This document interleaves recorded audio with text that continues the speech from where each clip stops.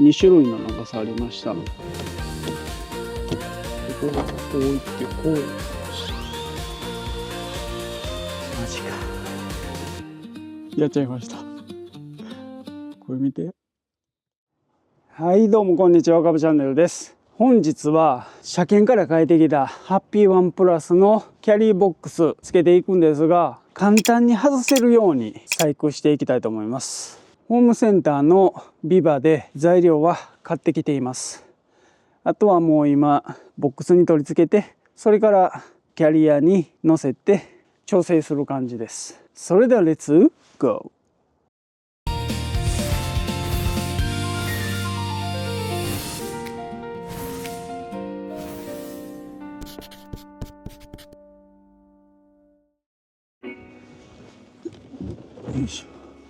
はい、それではボックスを取り付けていく準備をしていきたいと思います。新しく取り付ける金具はこちらに購入しておいてありました。こちらにですね、もう買ってきてあります。これが元あったネジね、ちゃんと保管してあって、これも元使われてたやつですね。底がこれで、この側面部分がこれ2種類の長さありました。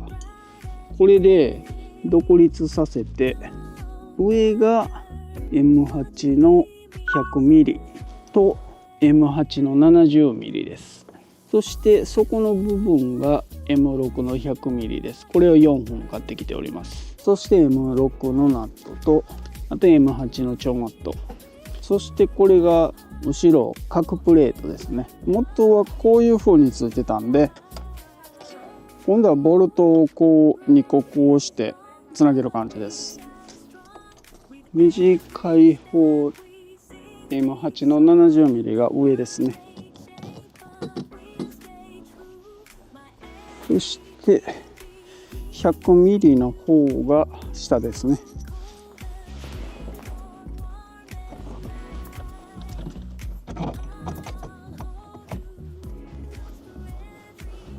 これをこうして、あれ通る予定やったのに、あれ通らへんやん。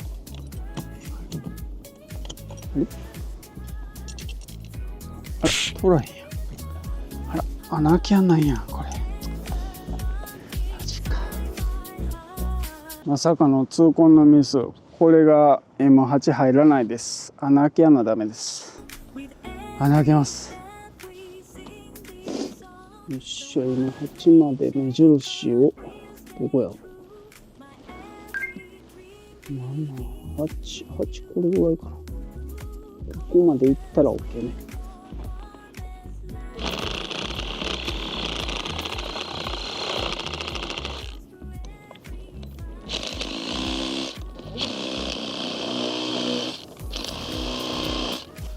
いけるかな。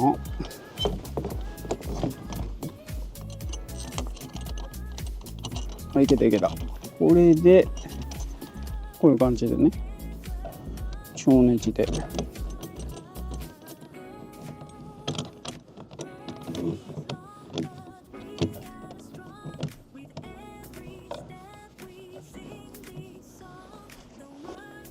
反対側にも新しい金具をつけて、ボルトに超ネジをつけていきます。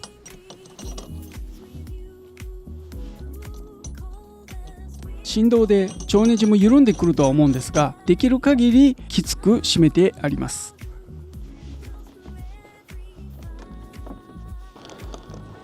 やっちまったな。これは何やろ、何工程やったっけな。 M6 の 20mm ほど足らないです。やっちまったな。M8 の超ナットと M8 の超ナット2個足らないのと M6 が長さ足らないので買い直します。ビバ走ります。それじゃそこのやつはですね、M6 が 100mm までしか売ってなくて諦めました。ちょっと考えます。M6 のボルトが 100mm までしかないんですね。知りませんでした。他のホームセンターではひょっとしたら売ってるのかもしれませんが、もう行く気力がありませんでした。今回はそこのボルトをもう締め付けないでおこうという判断に至りました。ここをね、コーキングしていきたいと思います。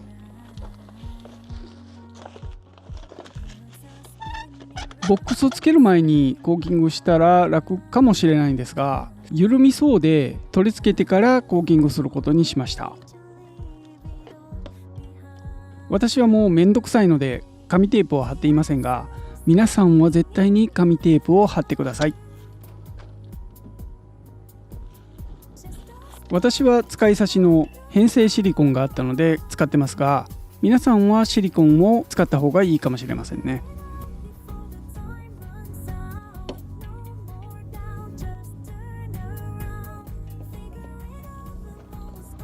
さあ反対側に回ってとても狭いところからコーキングしたいと思います。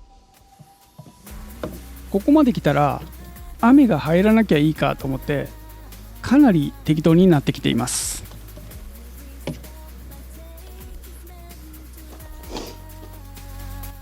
そして奥の方の内側も狭いけど頑張ってコーキングしてまいりたいと思います。ボックスが無事につきました。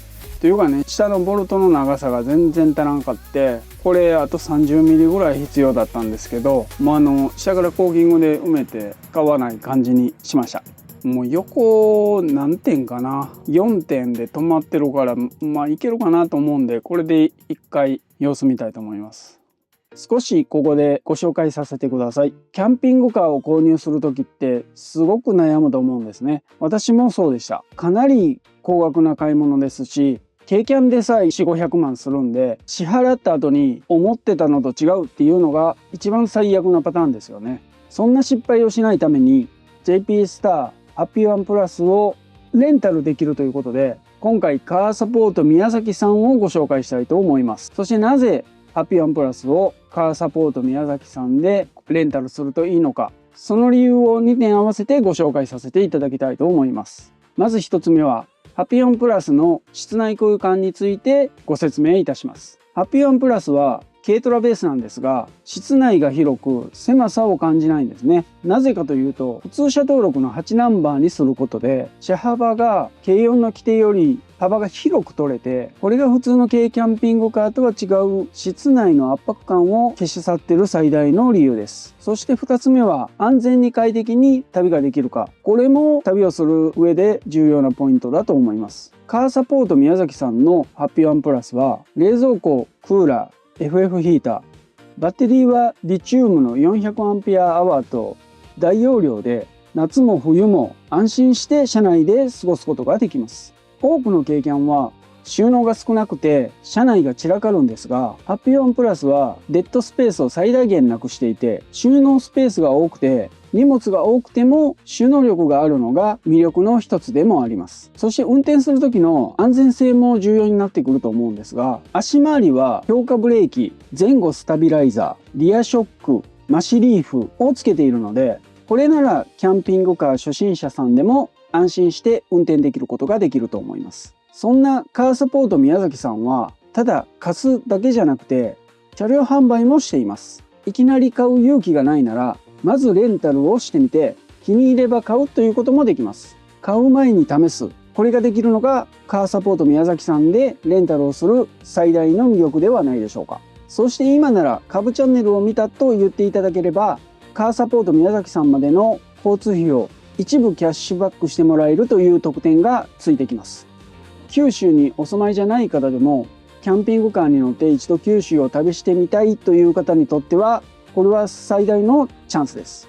ぜひ一度カーサポート宮崎さんでレンタルしてみてはいかがでしょうか。概要欄にリンクを貼っておきますので、詳しくはカーサポート宮崎さんの方に連絡をしてみてください。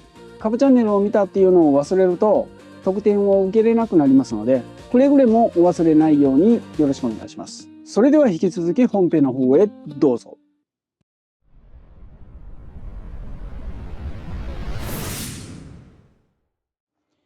はい、カフェテーブル作っていきたいと思います。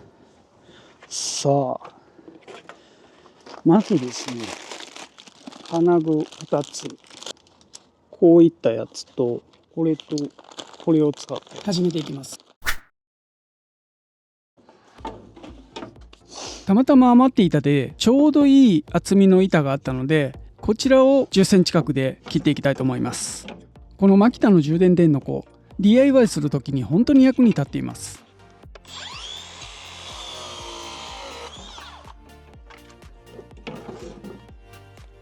無心で作業をしていますが、2個目の10センチ角の板を作っていきたいと思います。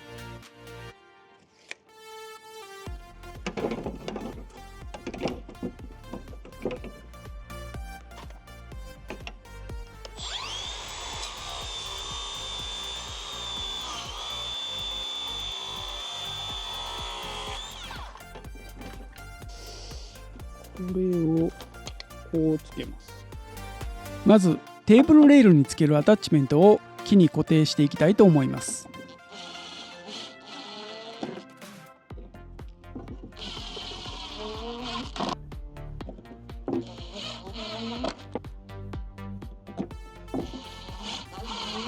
2つ目もビスで固定していきます。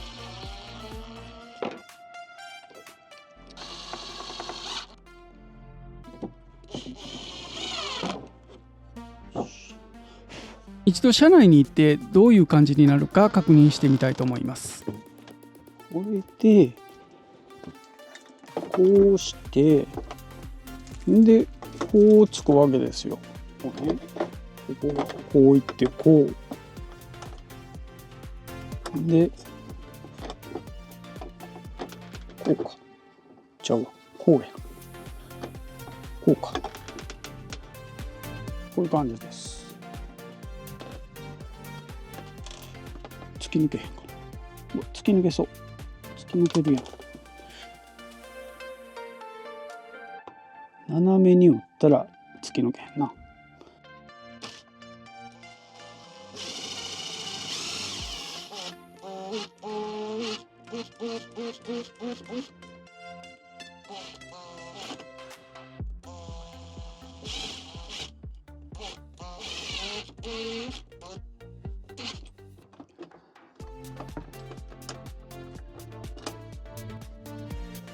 こういうことですよ。おお、完璧。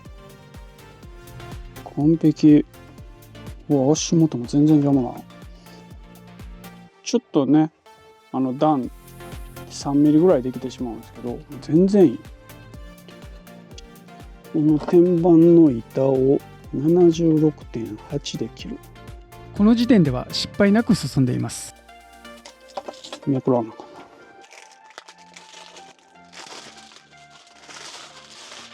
76.8 で切る。よし、これで切って、これで切りましょいつも収納しているテーブルの場所と同じ場所に収納できるように同じ長さに切りたいと思っています。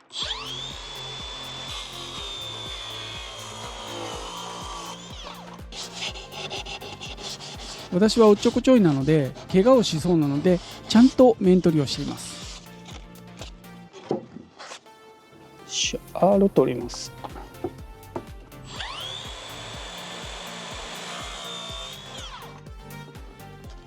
少しでも怪我をしないように R を取ることにしたみたいです。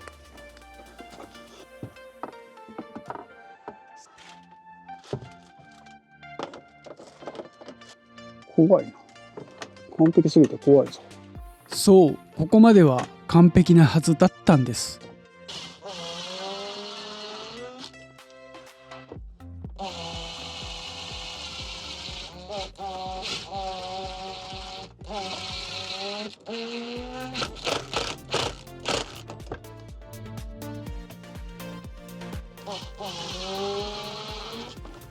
うまくいきすぎて怖い。あ、これ間違ってたわ。これ逆やったわ。やらかしてるわ。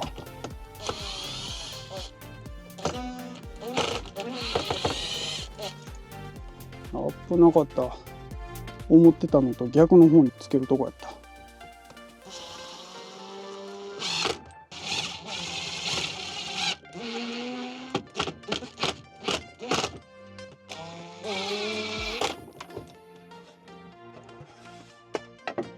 こに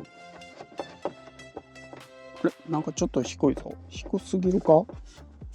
まあでもまあええか。微妙に低いな。なんでや。微妙にどころちゃうな。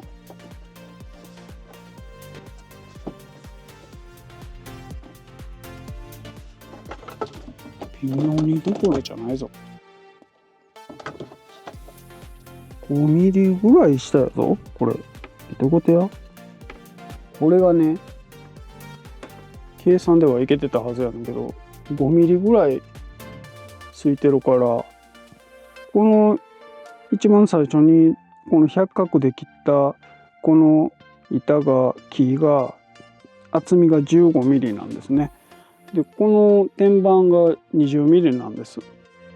だからこの方法でいくんやったら20ミリ20ミリでよかったってことやね。マジか、やってしまった。もう今更嫌や。これで一旦作ってしまいます。やってもた。もうあまりにこの段差が気になんねやったらまたこの下の木をね付け替えようと思います。とりあえずこれで作ってしまいます。どこでつけるかちょっと端の方がこうやりやすい。これで目印をつけて、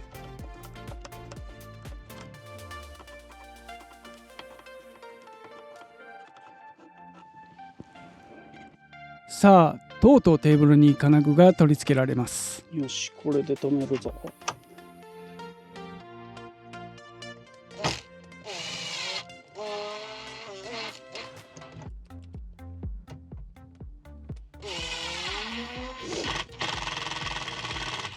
さあ、クライマックスです。残りの一つを取り付けていきます。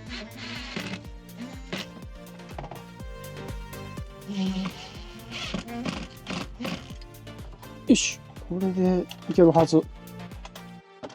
ようやくテーブルを作り終えて、最後にレバーを引いてちゃんとロックできるのか、そういったところを今確認してるんですが、どうやら雲行きが怪しくなってきました。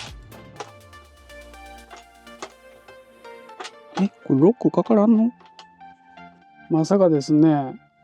この状態でロックかかってほしいのにロックかからへんっていうね。ほら、こっちでロックかかるっていうまさかの大失敗。これ大失敗やんか。どうしようこれ。また作り直す？どうしようこれ。ちょっとやっちゃいました。これ見て、これ見て、これでロックされるっていう。これあかんやん。どうしよう。ちょっと考えます。今ですね、どうしようかちょっと悩んでます。とりあえず50ぐらいで切った、40ぐらいで切ろうか。とりあえずこの 2x4 を50ミリで切ります。数分間フリーズしてたんですが、どうやら何かを思いついたようです。そしてこれをこういく。こういきます。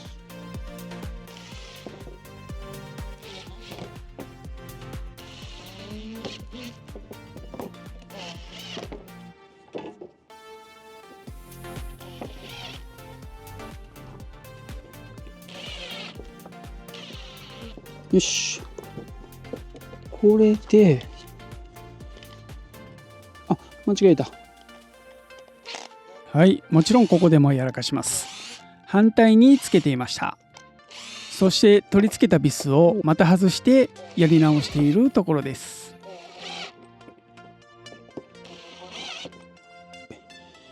ここをですね、ここの長さを50ミリ5センチにしたら、ここが突っかかってここを R 取りました。これが大変やんか。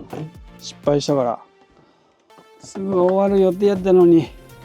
そしてね、これつけんのにこれやったら足らへんから、これをこう下向きにつけたいと思います。ここまで来たらようやく終わりが見えてきました。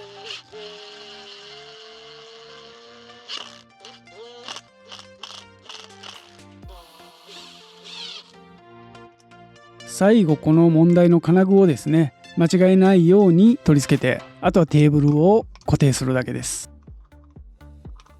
一度失敗してるんでえらく慎重になってますね。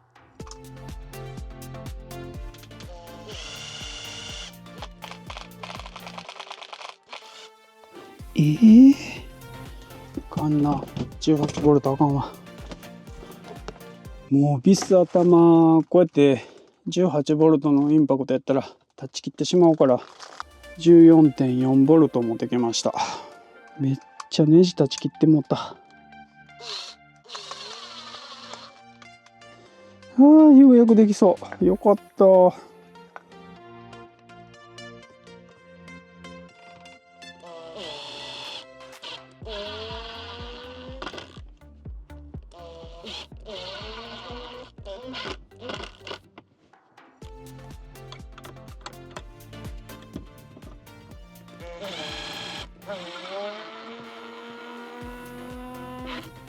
っしゃ、できた。これであと色塗るだけです。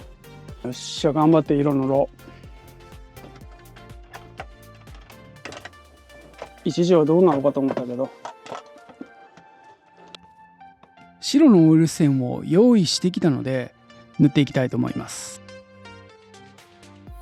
終盤になってめんどくさくなってきたのか、すごく乱雑に塗っております。2回塗りした方がいいんですが、時間もないので1回塗りでやめます。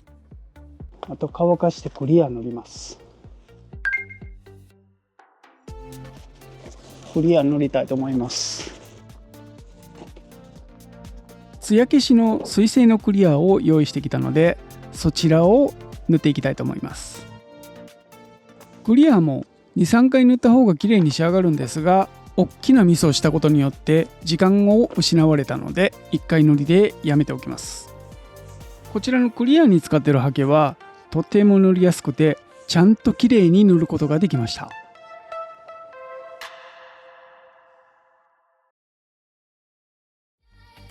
はい、出来上がりました。カフェテーブル。